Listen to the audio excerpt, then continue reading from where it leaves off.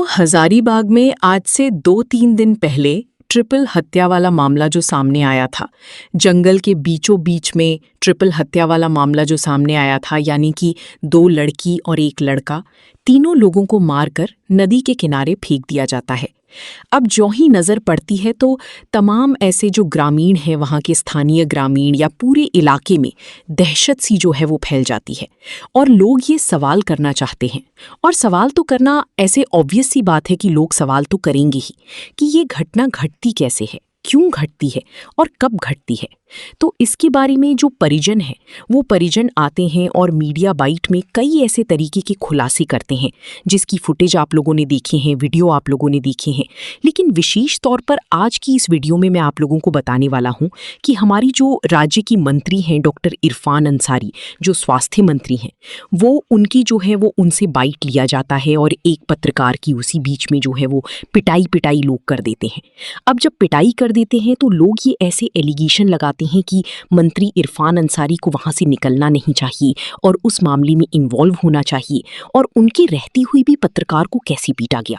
तो देखिए, आखिर में जो पत्रकार हैं वो आक्रोश एक तरीके से रैली निकाले हैं और आक्रोश व्यक्त किए हैं।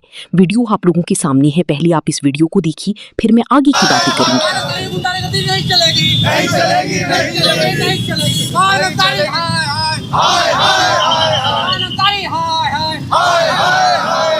राजधानी रांची के फिरालाल चौक में आज तमाम पत्रकार जो है मंत्री इरफान अंसारी का आक्रोश व्यक्त कर रहे हैं। वजह ऐसा है क्योंकि बीते दिन हजारीबाग में एक पत्रकार के साथ मारपीट की घटनाएं सामने आई थी, जिस वजह से जो है पत्रकार अपना आक्रोश जता रहे हैं। ऐसा इसलिए क्योंकि मंत्री इरफान अंसारी भी उस जगह मौजूद थे, लेकिन उन्हें रोकने की बजाय वहां से सीधे निकल गए। इस तरह से आरोपों के साथ फिरालाल चौक में मंत्री इरफान अंसारी का विरोध कर रहे हैं, क्या कारण है? ये विरोध उस वक्त होना चाहिए था जब मंत्री इरफान अंसारी के गुंडों ने स्वराज पोस्ट के कौशलेंद्र भैया पर एफआईआर कराया था। ये विरोध उस वक्त होना चाहिए था जब मंत्री इरफान अंसारी के गुंडों ने लोकतंत्र 19 के साथियों पर एफआईआर कराया था। ये विरोध उस वक्त होना चाहिए था जब इरफान अंसारी ने 10 करोड़ का मानहानि का नोटिस फॉलोअप के साथियों को भेजा। अगर ये उस वक्त विरोध था, आज इरफान अंसारी की इतनी हिम्मत नहीं होती कि उनके सामने ही उनके गुंडे पत्रकारों को मारपीट करते हैं। मंत्री जी तो कह रहे हैं ना कि मेरे मौजूदगी में वहां ऐसा कुछ हुआ ही नहीं है। वीडियो है, मंत्री जी के सामने वो आदमी जाके हल्ला करना शुरू किया है। मंत्री जी की जिम्मेदारी थी कि उसको शांत कराया जाए, उस मामले को ठंडा कराया जाए। मंत्री जी की तो आदत है, उनको तो कुछ याद ही नहीं रहता है। मंत्री जी को सबसे पहले जाके सीआईपी में अपने मानसिक स्थिति का इलाज कराना चाहिए। सबसे पहले उनको कुछ याद नहीं रहता है, उनके सामने सब कुछ होता है, उनको याद नहीं रहता है। उनके सामने मारपीट हुई, उनको याद नहीं रहा। उनके सामने इस राज्य में बच्चे मर जा रहे हैं, उनको याद नहीं रह रहा है। बच्चों को एड्स का पेशेंट बना दिया जाता है, उनको याद नहीं है। अस्पताल में मर जा रहे हैं लोग, उनको याद नहीं है। तो कौन सा बात याद रहेगा? तो कह रहे दुकानदारी उन्हीं की वजह से आप लोग चल ही रही है। मंत्री जी ऐसा हाल है, इरफान जी का ऐसा हाल है, उनको ये लगता है कि ये टीआरपी का गेम नहीं, सोशल मीडिया का एल्गोरिदम है और उसको समझते हैं। वो उस भाषा का इस्तेमाल करते हैं जिस भाषा में लोग वीडियोस को देख लेते हैं।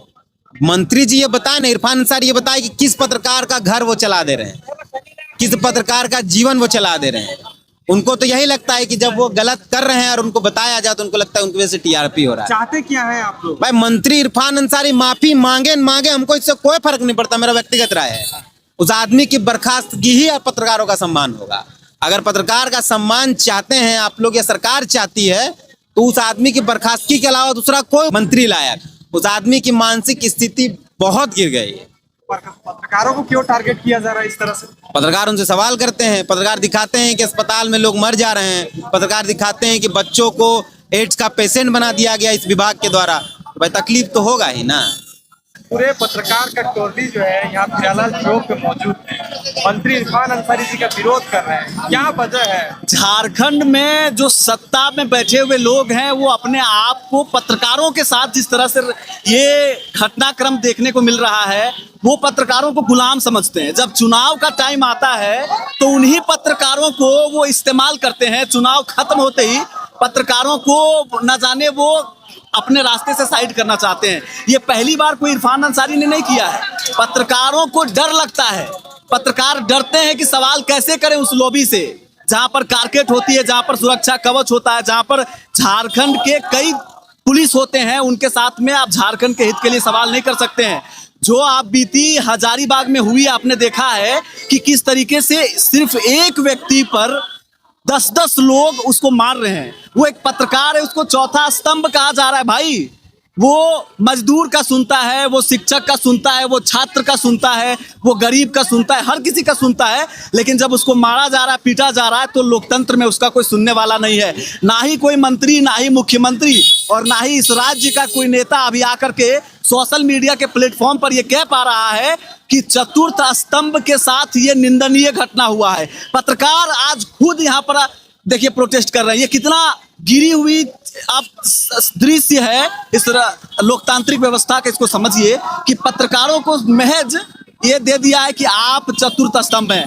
इसमें हम इरफान अंसारी से कहना चाहेंगे, मंत्री जी, ये मंत्री पद आपको जनता ने दिया है और जनता ने इसलिए दिया है क्योंकि लोगों ने आपको सपोर्ट किया, उसके लायक समझा। लेकिन बाद में जब इस तरीके की हरकत करेंगे, आप किसी स्तंभ को, उसके पूरे मर्यादा को लांघने की कोशिश करेंगे, तो वक्त आएगा और यही पत्रकार मंडली आपको जहां थे वहां पर पहुंचाने की कोशिश करेगी। इसमें कोई दो राय नहीं। पत्रकारों को तो कहा जा रहा है कि हमारी वजह से आप लोगों की दुकानदारी चलती है, फिर हमें लोग का विरोध कर दीजिएगा। ये एक तरह का निर्लजता है, लाज और शर्म नहीं आता किसी को, तो ये कहा जाता है। आप करके दिखा दीजिए ना। आप जो कार्य करते हैं, फिर पत्रकारों को क्यों बुलाते हैं? आपको जब जरूरत पड़ती है तो दिखाने के लिए प्रेस कॉन्फ्रेंस क्यों बुलाते हैं? आप हर जगह पे सोशल मीडिया पर लाइव क्यों चलाते हैं? आप जाते हैं मंदिर में, वहां पर दिखाते हैं कि हम देखिए सेकुलर का बहुत बड़ा हमारे यहाँ ये है। लेकिन जब बारी आती है, जब जवाब देने की, जो जवाबदेही होती है, तब आप लोगों पर हाथ उठाते हैं। ये कितना गजब का चीज है, आप देखिए। लेकिन इस राज्य के पब्लिक अंधे नहीं है, इस राज्य के पब्लिक बहुत रिस्पॉन्सिबल हैं। वो देख रहे हैं और ऐसे पद पर बैठे हुए, ऐसे मर्यादित पद पर बैठे हुए अमर्यादित व्यक्ति को जितना जल्दी हो सके वो लोग ही रास्ता दिखाने का काम करेंगे। क्या चाहते हैं, अंतिम रूप से क्या चाहते हैं आप लोग? इरफान अंसारी को सरेआम सोशल मीडिया पर जिस तरीके से अपने पेज में आकर के वो कहते हैं, वहां से उनको माफी मांगनी चाहिए। जिस पत्रकार के साथ ये हुई है उसको सूद समेत उनको लौटाना चाहिए उसका रिस्पेक्ट। क्योंकि पत्रकार जब अपने घर से निकलता है तो एक माइक आईडी के साथ वो रिस्पेक्ट भी लेकर निकलता है और हजारों पब्लिक के जवाबदेही को अपने कंधे पर लेकर निकलता है। ये कहीं ना कहीं ध्वस्त हुआ है। ये वापस दिलाने के लिए उनको माफी मांगनी चाहिए। विरोध है किसी व्यक्ति विशेष का नहीं है, उस व्यक्ति का है जो एक मंत्री है और मंत्री रहते अपनी मर्यादा में नहीं रहता है। जब कोई किसी पद का संवैधानिक पद का जब वो शपथ लेता है तो क्या लेता है? किसी के साथ भेदभाव नहीं करेंगे, ईमानदारी से काम करेंगे। लेकिन जब वो आदमी मंत्री बन जाता है, संवैधानिक पद पर होता है, तो आखिर करता क्या है? वो एक जनप्रतिनिधि है, मंत्री है, जनता ने उन्हें उस कुर्सी पे बिठाया है, सबके प्रति जवाबदेही है। अगर चतरा का मामला अगर उनसे सवाल पूछा जाता है तो उनकी जवाबदेही बनती है कि उन्होंने अपना काम समय पर क्यों नहीं किया। जवाब देना चाहिए था, लेकिन जवाब देने के बजाय उनके जो समर्थक हैं, उनके जो गुंडे तरह के तत्व हैं, पत्रकार को ही पीट देते हैं। ये कहाँ का इंसाफ है? और इस तरह का चीज अगर होगा तो विरोध इसी तरह का होगा, चाहे तो पत्रकार पिटाए या कोई और। अगर गलत होता है तो वो गलत है और उसका विरोध होगा ही। दुकानदारी उन्हीं लोग की वजह से चलती है, फिर विरोध कर रहे हैं। तो ये प्रूव करे ना। अच्छा, तो क्या चाहते हैं? अगर उनको ये लगता है ना कि दुकानदारी उन्हीं की तरफ से चलता है, तो आज से जब भी उनकी खबर चलेगी, जितने भी मीडिया साथी हैं, उनका चेहरा ब्लर कर दीजिए, उनका नाम आए तो बीप कर दीजिए। उसी तरह से जैसे आपत्तिजनक शब्द, अभद्र शब्द हम लोग यूज करते हैं तो उस पर बीप यूज करते हैं, उनका भी जब भी नाम आए या फिर उनका चेहरा आए तो ब्लर कर दें और नाम आए तो बीप कर दें। देखते हैं कि उनके बगैर भी हमारा पहले से चलता रहा है और ये दुकानदारी नहीं है, ये हमारा कर्तव्य। हम अपने किसी फायदे के लिए नहीं करते, बल्कि ये हमारी जिम्मेदारी है। तभी हम वो खबर दिखाते हैं, वो मुद्दे उठाते हैं, वो सवाल उठाते हैं। क्या चाहते हैं? यही चाहते हैं हम, बस यही पूछना चाहते हैं इरफान अंसारी जी से, क्या सवाल पूछना गलत था? वो मंत्री सिर्फ चतरा या तो फिर हजारीबाग के थोड़ी थे, वो पूरे झारखंड के थे। और वो सवाल करना क्या गलत हो गया, जिसके द्वारा वो जो गुंडे पाल के रखे थे, जो उनके लिए रखे थे कि हाँ मीडियाकर्मी, हमारे मीडियाकर्मी जो भाई है उनको मारा जाएगा। बस हम लोग यही चाहते हैं कि उसे बर्खास्त किया जाए, और जो भी अगर जो बोल रहे हैं कि दुकानदारी चलती है तो ये गलत है, उसको प्रूव करे, यही हमारा कहना है।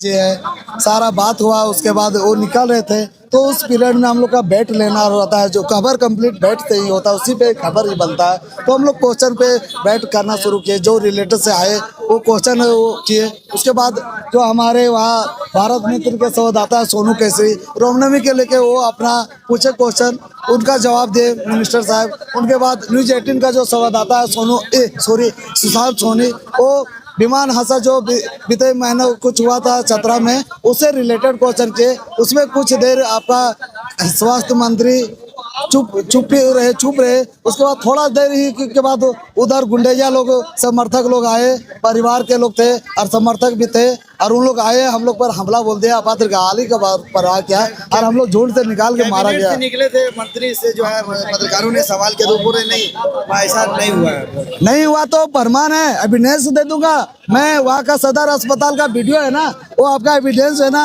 आप झूठ बोल रहे हैं, हम झूठ बोल रहे हैं, वो तो प्रमाण है ना। वो तो झूठ नहीं बोलेगा ना, विजुअल झूठ नहीं ना बोलेगा। मैं झूठ बोल सकता हूँ, आप झूठ बोल सकते हो, विजुअल झूठ नहीं बोलता है। कितने लोग आसपास थे? 50 से 60 गुंडेजा लोग थे, जो हमको घेर के पूरा मेरा ये मारा, मेरा प्राइवेट पार्ट में भी मारा, मेरा इधर भी मारा है, बहरमी से पिटा। मैंने सदर अस्पताल में इंजरी भी कराया, सिटी स्कैन नहीं हुआ, मैं वहाँ सिटी स्कैन कराने के लिए बोला। मेरा गांव में, बड़का गांव में मेरा था ये राशन कार्ड, जिसके चलते मेरा सिटी स्कैन नहीं हो पाया। अभी भी बहुत स्थिति मेरा खराब है, बोलने का मूड में नहीं है। जिस तरह मेरे मार हुआ ना, वो बहुत बहरमी से पिटा गया है, मैं बर्दाश्त नहीं कर पाता हूँ। मैं मांग करता हूँ कि ऐसा गुंडेजा जो झारखंड सरकार में चल रहा है, इन लोग को सलाखों के पीछे भेजे, नहीं तो मैं जंतर मंतर में जाके वहाँ पे आमरण अनशन करूँगा, भूख हड़ताल करूँगा, और मैं करवा